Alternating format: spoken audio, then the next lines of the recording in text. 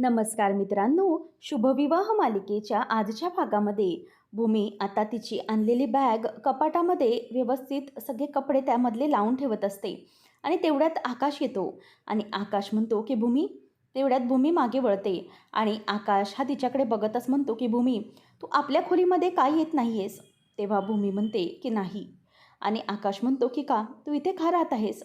तेव्हा मग भूमी म्हणते की आकाश, काय ना, मी अजूनही आत्याला सॉरी म्हणलेलं नाही आहे आणि आत्याची माफी मागितली नाही. आणि तेही जे सत्य आहे ते बदलणार नाही आहे. मी माझ्या मतावर ठाम आहे. म्हणूनच मी या रूममध्ये राहायला आली आहे. मला माहिती आहे, जर मी त्या रूममध्ये राहायला आले तर मी अजूनही तुझ्या आईची माफी मागितली नाही. म्हणून हा मनात तुझ्या तिढा कायम राहणार आणि तुझ्या मनामध्ये तुझं मन खात राहणार की मी अजूनही सॉरी म्हणालेली नाही आणि तुझ्या रूममध्ये राहायला आली. म्हणूनच मी हा विषय टाळत आहे आणि म्हणून तुला तिकडे काही वाटू नये. आपण एकत्र रूममध्ये राहू, परंतु तुझ्या डोक्यात ते सारखे सारखे विचार येतच राहणार. म्हणूनच मी इथे राहायला आले. त्याच वेळेला आता भूमीला आठवतं भूमी घर सोडतानाचा क्षण. तेव्हा भूमी मनातच म्हणते की जेव्हा मी घर सोडून जात होती तेव्हाही आकाश तू मला थांब असे म्हणाला नाहीस आणि आत्ताही तू मला असं बोलत नाही आहेस की भूमी चल माझ्याबरोबर आपल्या खोलीत चल, आईला जे काही बोललेस ते सगळं काही आपण विसरून जाऊया आणि आपला संसार व्यवस्थित करूया. असं आकाश एकदा बोल तरी, असं ती मनातल्या मनातच म्हणत असते. तेवढ्यातच आकाश देखील तोच विचार करत असतो. तो मनात म्हणतो की भूमी, असं का करत आहेस तू? मी इतका आपुलकीने तुला खोलीमध्ये घ्यायला आलो, परंतु तुला इथेच राहायचं आहे का? तुला माझ्यापासून लांबच राहायचं आहे का? मला वाटलं की तू माझ्या इथे घरात इथे राहायला आलीस म्हणजे फक्त माझ्यासाठी आलीस. आपली दिवाळी आहे, आपल्या बाळाची दिवाळी आहे, म्हणूनच तू इथे राहायला आलीस. परंतु तुझ्या मनात काहीतरी वेगळंच आहे. तुझ्या मनातून अजूनही आईच्याबद्दलची सल जात नाही आहे. काही झालं तरीही तू माझ्यासाठी आलेली नाहीस भूमी. तू फक्त फॉर्मॅलिटी आणि विधी पार पाडण्यासाठी आलेस असंच वाटतंय मला. तेव्हा दोघेही एकमेकांकडे बघतच राहिलेले असतात. आकाश आणि भूमी मनातल्या मनात एकमेकांपासून अपेक्षा ठेवतात, परंतु ओठांवर आणत नाहीत. दोघं एकमेकांकडे फक्त बघत असतात. तेव्हा पुढाकार घेत भूमी म्हणते की आकाश, काय झालं आहे? असं आता आपण एकमेकांकडे बघतच बसायचं आहे की तू मला काही बोलायला आलायस, काही सांगायला आलायस? तेव्हा भूमीला तो म्हणतो की काय ना भूमी, हे बघ, हे घे. तेव्हा भूमी म्हणते की काय हे? आकाश म्हणतो की साडी आहे ही. दिवाळीसाठी मी तुला खरेदी केली होती. म्हणजे पहिल्या अंघोळीच्या दिवशी पहिली पहाट असेल तेव्हा तू ही साडी नेसावीस अशी माझी इच्छा आहे. म्हणूनच मी तुझ्यासाठी साडी खरेदी केली. महाजनांचं सोन्याचे आणि माझ्या बायकोचे सगळे अधिकार तुला मिळाले हवेत, म्हणूनच मी ही साडी खरेदी केली आहे. हे ऐकल्यानंतर आता भूमीला आनंद होतो. तेव्हा मग आकाश म्हणतो की भूमी, हे घे साडी. तेव्हा मोठ्या मनाने भूमी देखील ती साडी घेते आणि आकाशने तिच्यासाठी ही साडी खरेदी केली हे पाहून तिला खूप आनंद झालेला असतो. आणि मग आकाश म्हणतो की ठीक आहे, मी येतो, असं म्हणून तो आता रूमच्या बाहेर पडतो. त्यावेळेला आता आकाश वर येत असतो. मध्येच रागिनी आणि अभिजित येतात. रागिनी विचारते की आकाश, काय रे, काय झालं? भूमी काय बोलली? तू तिला तुमच्या रूममध्ये परत न्यायला आला होतास ना, पण ती काय म्हणाली? तेव्हा आकाश म्हणतो की नाही, भूमीने यायला नकार दिला. तेव्हा रागिनी मुद्दाम वाईट वाटायचं नाटक करत म्हणते की काय करते ही भूमी अशी? मला वाटलं की ती इथे येते ते फक्त तुझ्यासाठी येते, तुझ्यावरच्या प्रेमापोटी ती पुन्हा आपल्या घरी आली. परंतु तसं नाही आहे. भूमीच्या मनामधून ती काही सल जातच नाही. माझ्याबद्दलची जी तिच्या मनामध्ये गैरसमज आहेत ते तर बाजूला अजून होतच नाही आहेत. तेव्हा मग आता आता काय करायचं? मला तर वाटतंय की फक्त भूमी फॉर्मॅलिटी आणि रिच्युअल्स पार पाडण्यासाठी म्हणून आपल्या घरात आली आहे, बाकी काही नाही. खरंच मला खूप वाईट वाटतंय. भूमी जर तुमच्या खोलीत नाही याचा अर्थ तुमच्या दोघांमधली ही जी काही दरी आहे ती कशी पूर्ण होणार? काय होईल? आता रागिनी म्हणते की मला याचं खरंच खूप टेन्शन आलं आहे. आकाश, काय करायचं आहे आता आपण? तेव्हा आकाश म्हणतो की आई, हे बघ, तू शांत हो. तू कसला कोणताही विचार करू नको. हे बघ, अजिबात काळजी करण्याची गरज नाही आहे. हे सगळं मी बघतो माझ्या परीने, तुम्ही घाबरू नका. तसे आता दिवाळीचे दिवस सुरू आहेत, म्हणूनच आपण काही काळजी करायची नाही. त्यावर अभिजित मुद्दाम म्हणतो की खरंच, पण आकाश, मला खूप वाईट वाटतं यावेळेला तुझं, की भूमी असं का वागते? खरं तर भूमीकडून मी अशी कधीच अपेक्षा केली नव्हती की भूमी असं वागू शकते. खरंच ती खूप चुकीचं वागते आणि या सगळ्यांमधूनही तिची आता अशी अपेक्षा आहे की आकाशने तिच्या पाया पडावं आणि आकाशने तिचं सगळं ऐकावं. इतकं चुकीचं वागूनही ती असा विचार का करते? तिला का असं वाटतंय की सगळ्यांनी तिच्यासमोर झुकावं? तेव्हा मग आता अभिजित म्हणतो की नाही आई, अभिजित, हे बघा, तुम्ही कोणतीही काळजी करू नका. मी बोलतो भूमीशी, सगळ्या गोष्टी व्यवस्थित होतील.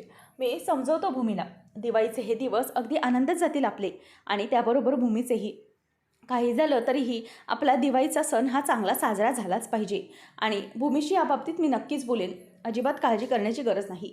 दिवाळीमध्ये सगळ्या घराचा आणि सगळ्यांवरच्या चेहऱ्यावरचा आनंद हा टिकून राहिला पाहिजे, यासाठी मी मदत करेन आई, असं तो आता बोलतो. आणि नंतर अभिजितचंही बोलणं तो आता शांत पाडतो.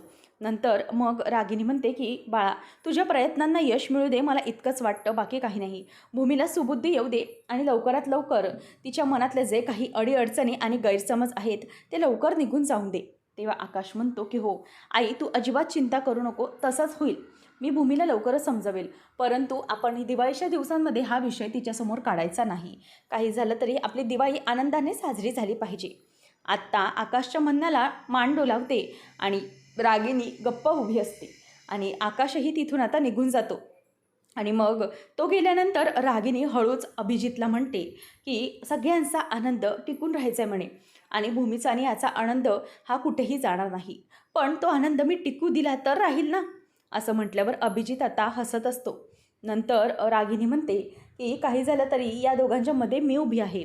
रागिनी आता भूमीच्या इथे रेस्टरूममध्ये येते आणि म्हणते की झालीस ना, आलीस ना शेवटी इकडेच, मला माहीतच होतं. आता हे काय मी बघतीये, सगळीकडे तू आता हातपाय पसरवायला घरात सुरुवात केलीस. तेव्हा भूमी म्हणते की नाही, मी हातपाय पसरवत नाही आहे. मी इथे दिवाळीच्या दिवसांमध्ये राहायला आली आहे ना, तर त्याचंच माझं सामान मी ठेवते. मग जर मला खरंच हातपाय पसरवायचे असते ना, तर मी इथे या खोलीत नसते, मी माझ्या खोलीमध्ये असते, पुन्हा माझी जागा मिळवण्यासाठी गेले असते. परंतु मी इथे राहिली आहे. तेव्हा मग आता रागिनी म्हणते की हे काय, ही साडी कसली? मला वाटतं की आकाशने तुला दिवाळीची साडी दिली आहे. अच्छा, याचा अर्थ मग तुझ्यामधलं, तुझ्या मनातलं सगळं काही निवळलं असंच म्हणावं लागेल. इथे आली आहेस म्हणजे फक्त विधी पार पाडायला असं नाही, तर तुझ्या मनामध्ये नक्कीच असेल की आता इथे आली आहे तर मग मी इथेच राहीन कायमची.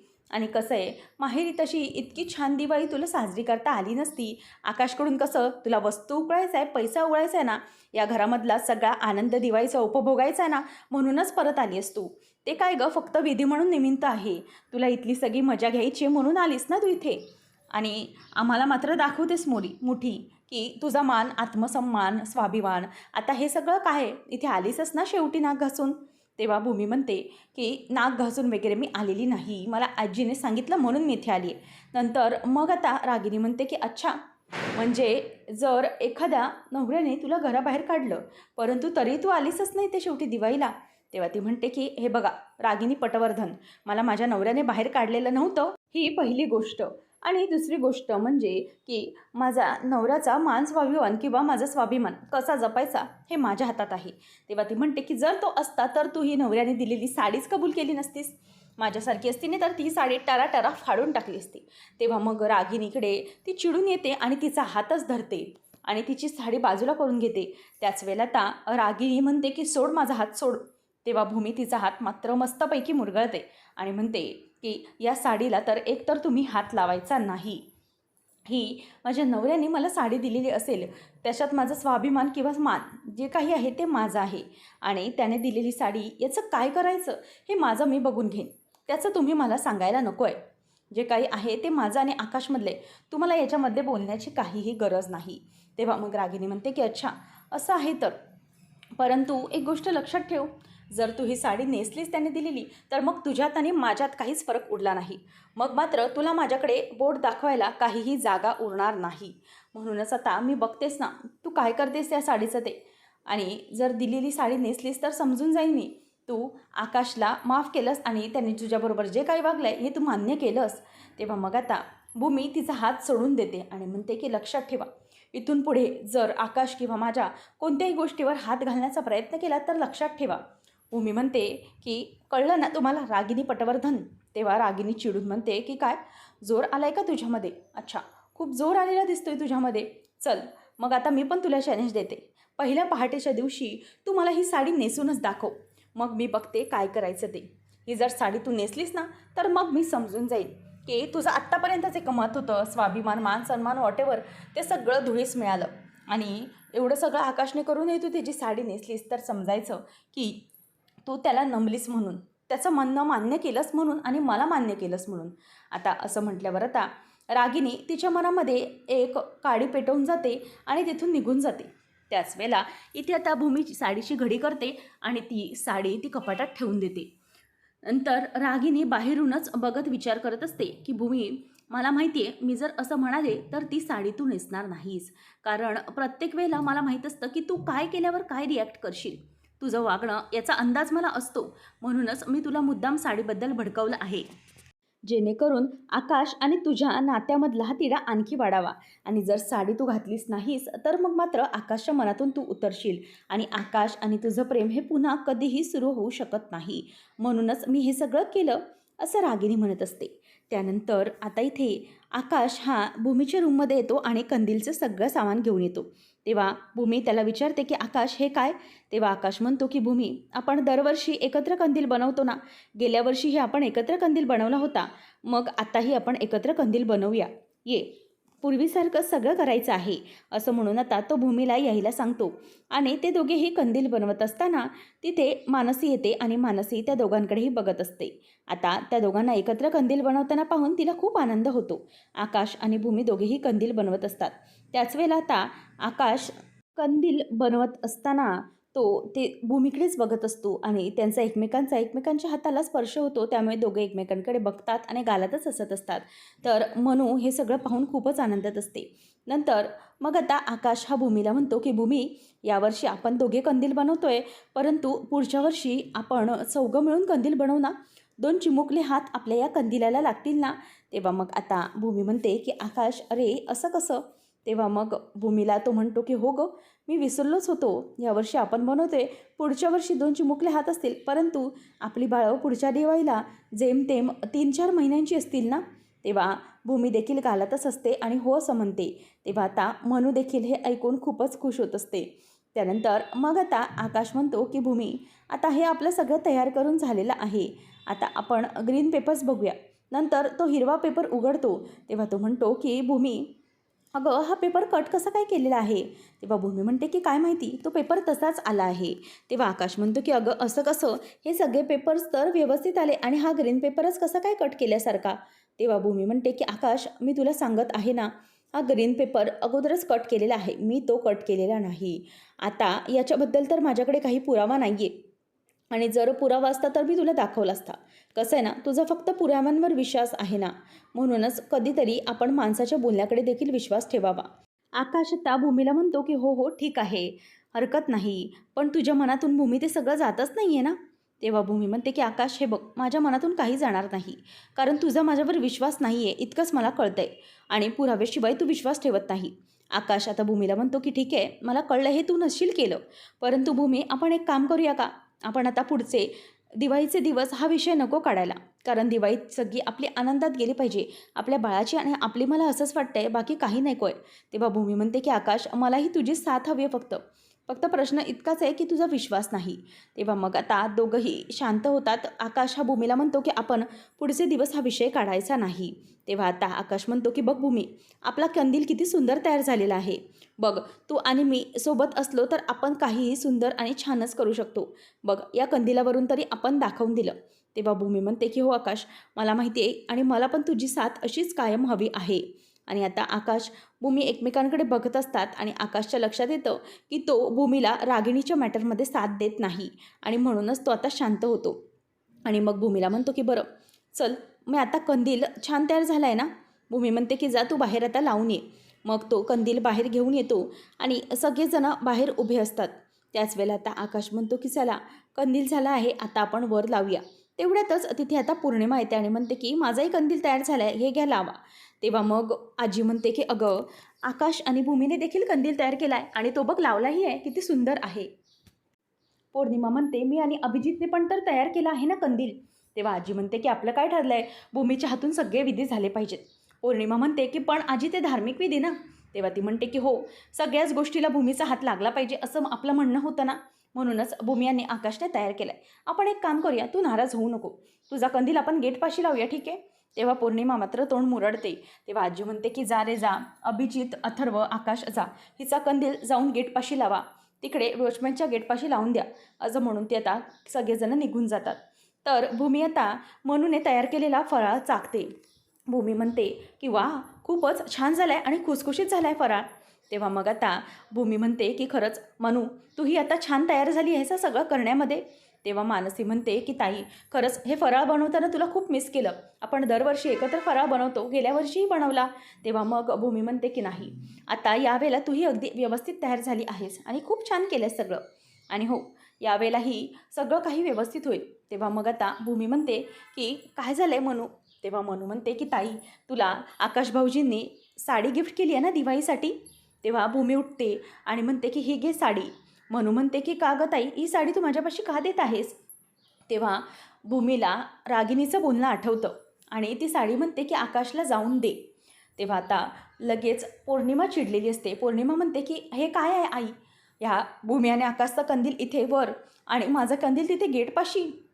तेव्हा रागिणी म्हणते की अगं शांत हो, शांत हो. तुझा ही कंदील येणार जाणारे लोक बघतीलच ना, पडेल नजर सगळ्यांची. तेव्हा पौर्णिमा म्हणते की आई, उगीचच मला तुम्ही लहान मुलीसारखं समजावू नका, कळलं का? आणि मग तिची त्या कंदिलावरनं बडबड सुरू होते. सगळेजण कंदील लावून येतात. अभिजित म्हणतो की लावला तुझा कंदील हा गेटवर? तेव्हा पौर्णिमा म्हणते की वा, मग का आता काय, याची ब्रेकिंग न्यूज टाका टी व्हीवर. तेव्हा पौर्णिमाला आजी म्हणते की अगं पौर्णिमा शांत हो, तुझी सणासुदीच्या वेळेला बडबड बडबड आणि किटकिट जरा बंद कर, असं म्हणून ती पौर्णिमाला गप्प करते. आणि त्याच्यामुळे लगेच आता आजी ओरडल्यामुळे पौर्णिमा गप्प बसते. आणि आकाश आणि बाकीचे सगळे येतच असताना तिथे मानसी येते. आणि मानसी म्हणते की आकाश भाऊजी हे घ्या. तेव्हा आकाश म्हणतो की काय आहे म्हणू? तेव्हा ती म्हणते की भूमिताईने तुम्ही दिलेली साडी परत केलेली आहे. आता हे ऐकल्यावर आकाशला धक्का बसतो आणि मग सगळेजण बघायला लागतात. आणि इथे रागिणीचा मोटिव्ह मात्र पूर्ण झालेला असतो. सगळेजण तिच्याचकडे बघत राहतात. तर आता पुढच्या भागामध्ये आपण पाहणार आहोत. आता आकाशला आठवतं, मनू त्याला म्हणते की तोपर्यंत तुम्ही भूमिताईवर विश्वास ठेवत नाही, तोपर्यंत तिने कोणतीही गोष्ट तुमच्यापासून घेण्यास नकार दिलेला आहे. आता इथे आकाश हा भूमीच्या रूमकडे आलेला असतो आणि त्याच्या नजरेमध्ये भूमीबद्दल खूपच नाराजी असते आणि हे सगळं भूमी देखील बघते. परंतु भूमी आता आकाशला काहीच बोलत नाही. ती गप्प तिच्या रूममध्ये बसलेली असते.